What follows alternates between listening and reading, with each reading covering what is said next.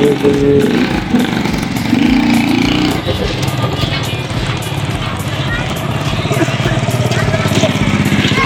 शादीलाल शहर छोटा सा और कारोबार के लिहाज से बड़ा बेहतरीन है दोस्तों। आज मैं आपको अपने शला शहर का विजिट कराऊंगा एक शॉर्ट ब्लॉग बनाकर।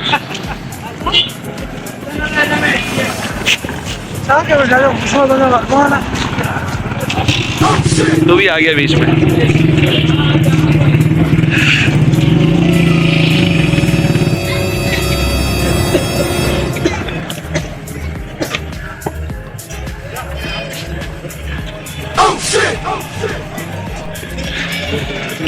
सामने एक मेहरान कार खड़ी है, ये मोटरसाइकिल खड़ी है और ये कृष्ण कुमार है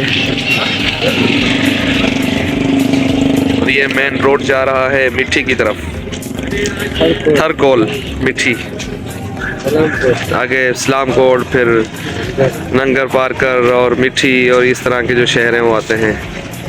ये रोड है और इसके इस शहर की बाहर साइड पे जो है इसका बाईपास बना हुआ है शादीलाल का।